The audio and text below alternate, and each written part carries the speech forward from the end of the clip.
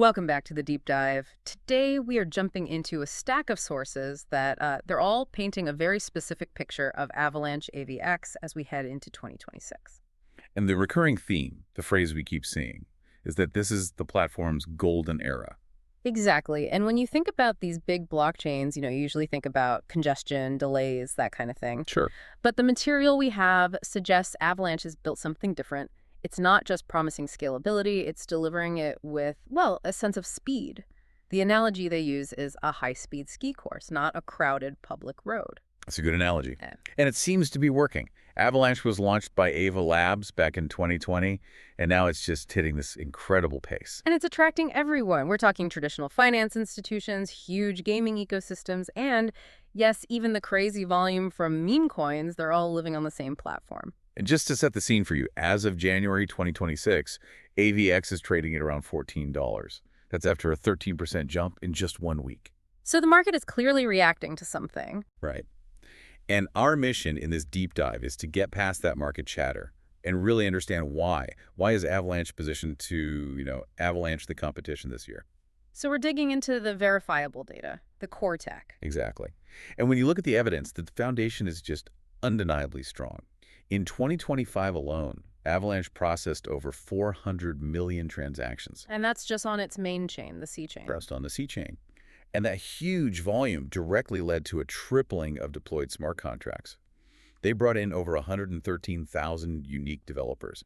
This isn't small incremental growth. It's geometric. So we're exploring how they are solving those classic blockchain problems, scalability, high costs, that are still holding back wider adoption. And we're rooting our analysis in the academic work, especially that innovative consensus mechanism from their original white papers.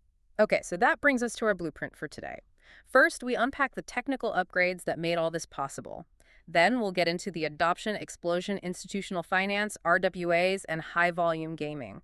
And finally, we'll look at the market view, the predictions, the hard targets, and of course, the challenges they still have to face. All right, let's jump right into the engine room then, the tech. Our sources compared the recent upgrades to, and I love this, removing the handbrake from a race car. So let's be concrete. What did they actually change under the hood? It really started late last year with 2 key updates. Huh. The first big one was the Aetna upgrade in December 2025. Aetna. Okay. Its impact was immediate because it just slashed fees by 75%.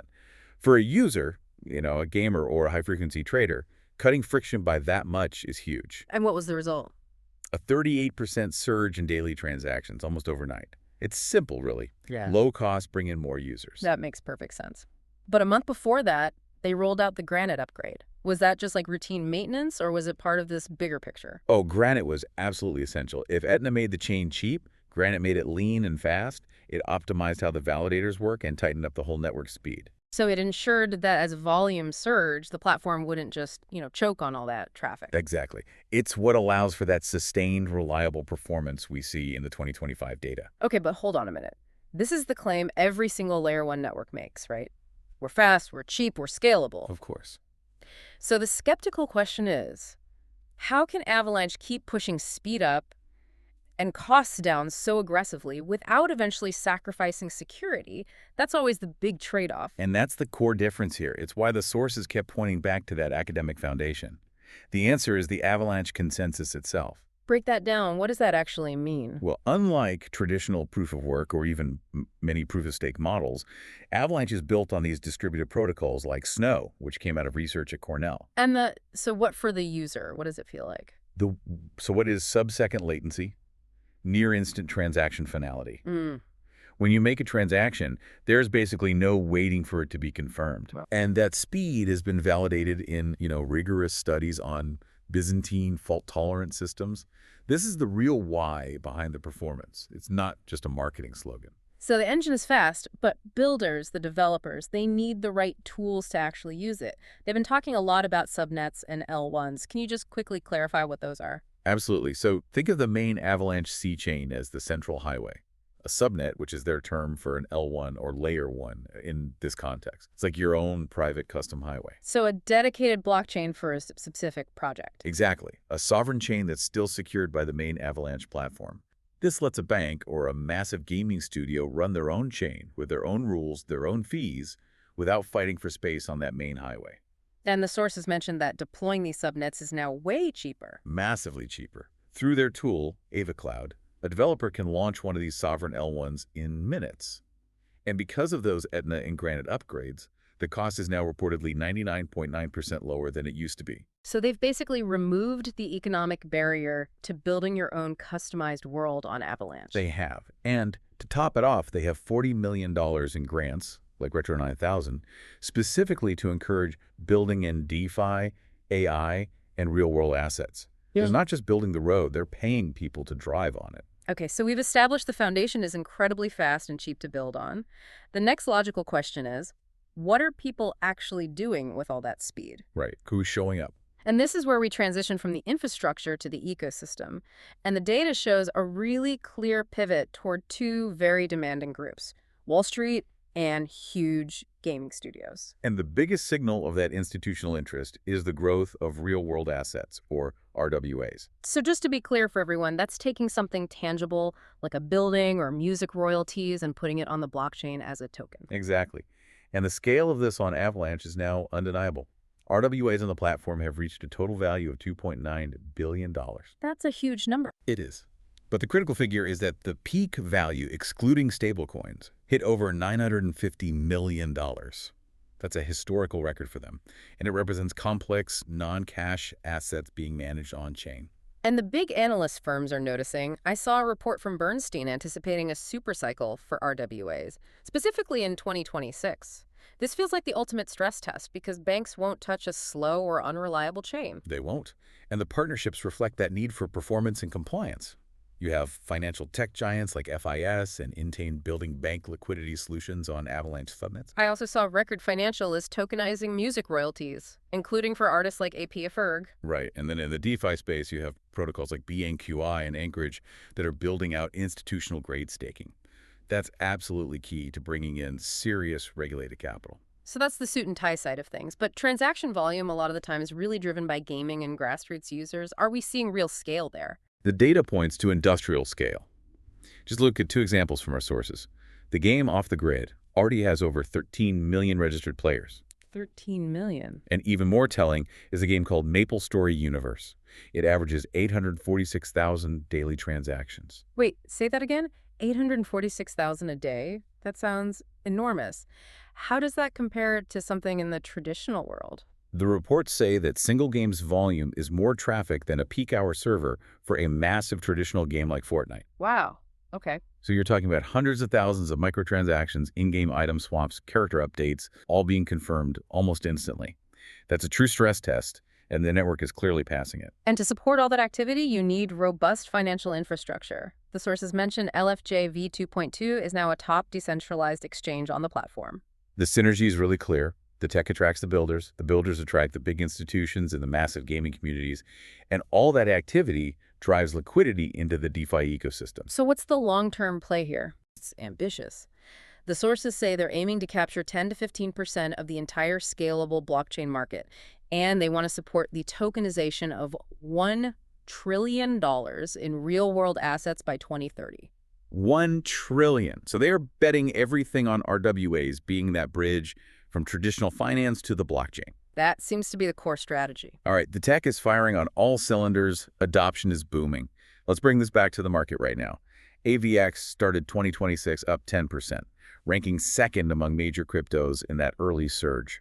And their immediate goals reflect that confidence. They're pushing hard on the regulatory front. A key Q1 goal is to see at least one AVX ETF approved. Bitwise and Grayscale were the names mentioned. Correct. They're the front runners. And they're also aiming to hit 1 billion total transactions across all their L1s by the end of March. Let's just quickly run through the hard metrics again. For you listening, if you want to gauge the platform's real growth, what are the numbers to watch? Okay, so the key figures from our sources are pretty clear. Total transactions on the C-chain are approaching 950 million. Remember, 400 million of those were just last year. And smart contracts tripled. Tripled. 32 million new contracts. The price is holding around $14. And that RWA peak, excluding stablecoins, hitting over 950 million. That's a huge validation. All of this is happening across more than 70 active subnets. And the platform seems resilient. There was a big $675 million SPAC deal, and maybe more importantly, they absorbed a token unlock of nearly $10 million in January without a major price dip. That's a very strong signal. It shows that market demand is currently soaking up any new supply coming online. Okay, so let's talk price forecasts. What's the outlook? Well, it's very sensitive to those regulatory outcomes. CryptoRank has a realistic 2026 prediction in the $65 to $85 range, assuming they keep executing. But what's the trigger that could send it higher? If they get even a fraction of that trillion-dollar RWA market, $85 seems low. The trigger is the ETF. If a grayscale ETF gets approved, especially one that allows staking, some reports suggest up to 70% of the assets could be staked, that's a demand shock. And that could push the price where? That could easily propel AVAX into the $20 to $30 range almost instantly. And that would make that $65 to $85 prediction start to look very conservative very quickly. The long-term goal, based on that RWA vision, remains $100 by 2030. But we have to be balanced. What's the bearish case? The bearish case is still there. If global markets turn risk off, we could see a return to around $8.50. So let's wrap this section up with the challenges. Because for all this positive news, the sources pointed to some very real roadblocks. What are the main hurdles for Avalanche in 2026? I'd say three main challenges stand out. First, competition is just fierce. Ethereum is always upgrading. Solana is a relentless rival in the high-speed lane. That's not going away. Never. Second, that entire RWA story depends on regulatory clarity. And we all know how slowly that moves. You can't tokenize $1 trillion of assets without government buy-in. And the third challenge? The third is a technical one, and it might be the hardest. How do you scale all these custom L1s, these subnets, without compromising decentralization? Oh, the classic trilemma. Exactly. To stay secure, they need more and more diverse validators. Managing that trade-off between speed and decentralization is the fundamental test for their whole system, even with tools like XLabs helping out. So to summarize our deep dive today, Avalanche in early 2026 seems to be standing on three very strong pillars. First, clear technical execution with the Etna and Granite upgrades. Making the chain fast and cheap. Second, massive and diverse adoption, from high-volume gaming all the way to institutional finance. And third, a bullish market outlook that's really supported by potential catalysts like the ETFs. And the key takeaway from all our sources is that this seems to be more than just hype. This is measurable execution. The platform is using some genuinely different technology, that academic innovation and consensus, to scale in a way that's allowing it to absorb all this new activity. So if they can successfully navigate that complex trade-off you mentioned, scaling up all those subnets while also growing a decentralized validator set, it could really change their position in the market. It could. And the final question for you to think about is this. Could Avalanche's unique consensus technology become the actual foundational protocol for the next era of tokenized finance? Could it permanently leapfrog competitors that are still relying on older, fundamentally different models? That is the ultimate test of their system. A fascinating question. Thank you for joining us for the deep dive.